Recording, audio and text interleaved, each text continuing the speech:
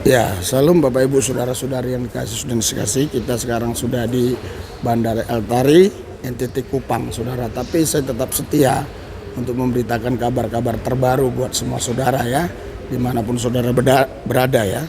Ini berita terbaru yang baru saya dapat waktu saya mau terbang ke El Tari, NTT Kupang.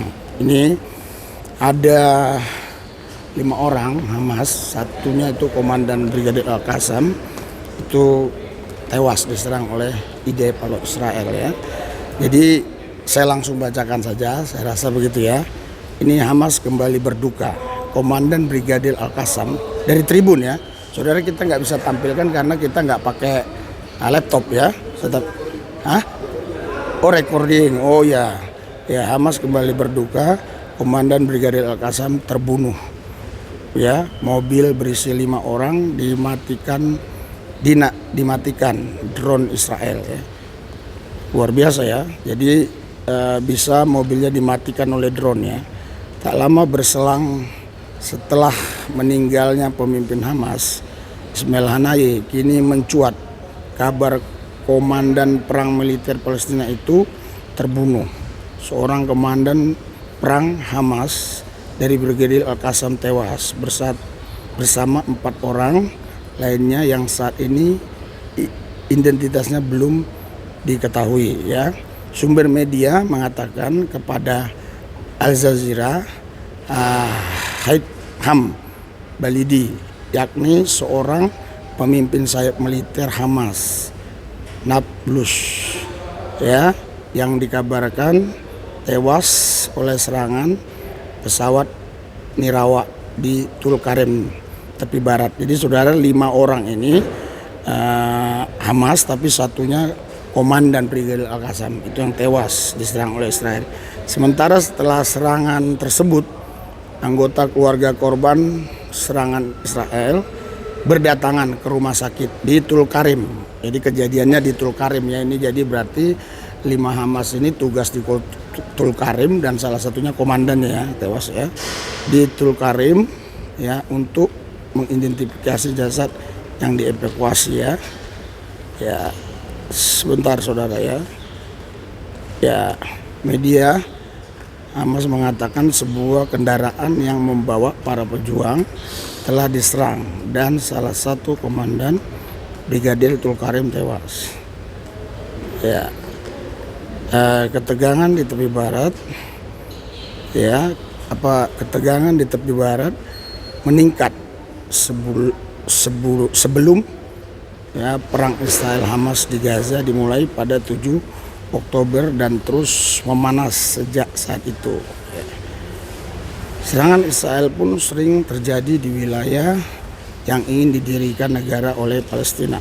Ya, ketegangan di seluruh wilayah meningkat minggu ini berarti baru ya, setelah pembunuhan pemimpin Hamas Ismail Haniyeh, berarti baru ini di Teheran pada hari Rabu, sehari setelah serangan Israel di Beirut menewaskan komandan militer senior Hizbullah Fuad Shukr ya. Kematian Haniyeh merupakan salah satu dari serangan pembunuhan tokoh senior Hamas saat perang di Gaza antara militan Palestina dan Israel hampir memasuki bulan ke-11. Udah 11 bulan saudara ya. 11 bulan. 11 bulan ya. Ini 11 bulan ininya ya. Perang ini 11 bulan ya. Ya, ini dan kekhawatiran meningkat ya. Kekhawatiran meningkat bahwa konflik tersebut menyebar ke seluruh Timur Tengah. Ya, kita sambil jalan saudara, saya akan kita cari tempat yang ini ya. Hamas dan Iran, ntar loh. Ya, oke, sudah ya. Oke, kita sambil jalan ya. Ya, sebentar lah, kita selesaikan ya. Hamas dan Iran sama-sama menuduh Israel melakukan pembunuhan tersebut dan telah berjanji untuk membalas dendam terhadap musuh mereka. Israel tidak mengklaim atau menyangkal bertanggung jawab atas kematian tersebut. Panjang saudara ya. Panjang. Hizbullah seperti Hamas didukung oleh Iran dan juga telah bersumpah untuk membalas dendam. Ya. Terus ini pasukan gabungan ya. Presiden AS Joe Biden dan Perdana Menteri Israel Benjamin Netanyahu berbicara melalui telepon selama sekitar 30 menit untuk Kamis tanggal 2 bulan 8 2024 melawan waktu setempat. Ya. Nah, keduanya membahas sambil jalan gitu ya. Oke, ya keduanya membahas antisipasi ya. Nah, kita sambil jalan ya, keduanya membahas antisipasi kemungkinan serangan ya, serangan balas dendam yang diancam ya. Ini kita sudah sampai di depan airport ya. Nah ini ya, kita ada di airport ya. Ini kita di sini ya, jadi ini airportnya ya. Kita saudara, kita sudah di airport, sudah sampai ya saudara yang sekasih dalam Tuhan. Ini pelayanan kita di gereja tanpa tembok suri pintu. Banyak orang-orang Kristen yang hidupnya selalu jatuh bangun di dalam dosa, padahal Alkitab berjanji bahwa kita ini menang lebih daripada pemenang. Bahkan 1 Yohanes 4 ayat 4, roh Allah yang ada pada kita lebih besar dari roh-roh yang ada di muka bumi ini. Yohanes 3, saudaraku yang saya kasih, ayat yang ke-34, roh yang diberikan kepada kita itu roh yang tak terbatas. Harusnya saudara, kita ini menjadi manusia-manusia yang tak terbatas. Tidak bisa dibatasi oleh situasi kondisi keadaan. Karena situasi kondisi keadaan ini bukan Tuhan. Tuhan kita adalah Allah yang hidup, yang kita kenal dalam nama Yesus, yang mampu merubah situasi kondisi keadaan. Sesulit apapun situasi kondisi keadaan, seburuk apapun situasi kondisi keadaan, bagi Tuhan tidak ada perkara yang mustahil. Haleluya, haleluya, haleluya, haleluya. Haleluya, haleluya. Karena Tuhan memberikan kepada kita roh yang gagah perkasa. Zakaria 4 ayat 6. Dia memberikan roh yang gagah perkasa. Ada orang saudara, suspek ya. Suspek sekali badannya. Gagah perkasa. Tapi hanya diterpa masalah dikit, langsung saudara letoy. Haleluya. Langsung letoy ya. Iya. Letoy dan makin lama makin letoy jalannya. Haleluya. Hanya diterpa masalah sedikit saja, tapi badannya suspek banget. Wah, kekar. Wah, kita hormat, kita segan. Wah, ini jagoan. Ternyata hanya menghadapi masalah dikit aja langsung keok, letoy. Ya, ibarat orang itu ya, kalau yang selalu main-main di wilayah-wilayah sono ya. Oh, kelihatan kekar. Ya, toto impoten begitu ya. Ya, itu sama saudara. Jadi kelihatan kekar, ya, jagoan, tapi hanya menghadapi masalah kecil aja dia kalah.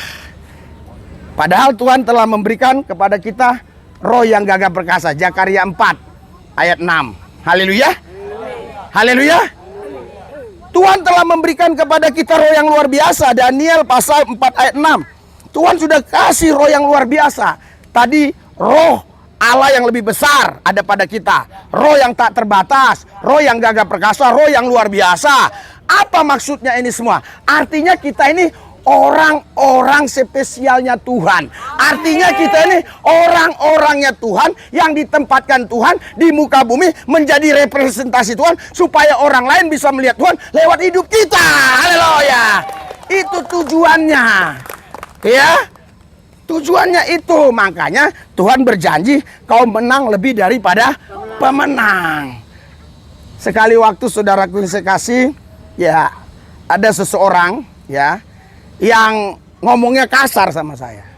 Tapi saya coba ngomong sama dia tegas tapi tidak kasar. Akhirnya orang itu saudara terdiam dan tunduk. Haleluya. Jadi sebenarnya kuasa yang Tuhan berikan kepada kita itu tidak direfleksikan dengan kasar, tidak diimplementasikan dengan kasar, tapi kita refleksikan, implementasikan itu dengan tegas. Tegas dan kasar beda. Haleluya. Tegas artinya kita tetap dalam pendirian kita, sekalipun godaan, sekalipun goncangan, ancaman nyawa sekalipun, kita tetap dalam pendirian kita terhadap kebenaran, terhadap firman, walaupun mungkin ngomong kita nggak kasar. Haleluya. Haleluya. Ada orang yang ngomongnya kasar, maki-maki, keluar segala binatang dari mulutnya. Iya, harimau, monyet, babi, keluar semua. Makin hari saudara mulut dia tambah besar. Iya, karena keluar terus kan binatang kan. Iya kan? Iya, kalau mulut orang tambah besar, itu artinya nggak lama lagi koid, meninggal. Haleluya. Haleluya. Haleluya. Harusnya yang tambah besar itu adalah kapasitas roh kita. Yang percaya katakan amin. Berikan sorak-sorai buat Tuhan. Harusnya roh kita yang makin hari makin besar. Saudara, seusia saya juga tidak boleh badan makin besar. Karena saudara, kalau badan makin besar itu bukan sehat tapi bengkak. Iya. Haleluya. Nah, tapi kalau roh kita yang makin besar, itu tubuh kita malah makin sehat. Haleluya. Berikan sorak-sorai buat Tuhan. Tubuh kita makin sehat. Karena apa? Karena seluruh kehidupan kita ini dikendalikan oleh roh kita. Itu makanya saya katakan perguruan ini perguruan roholin.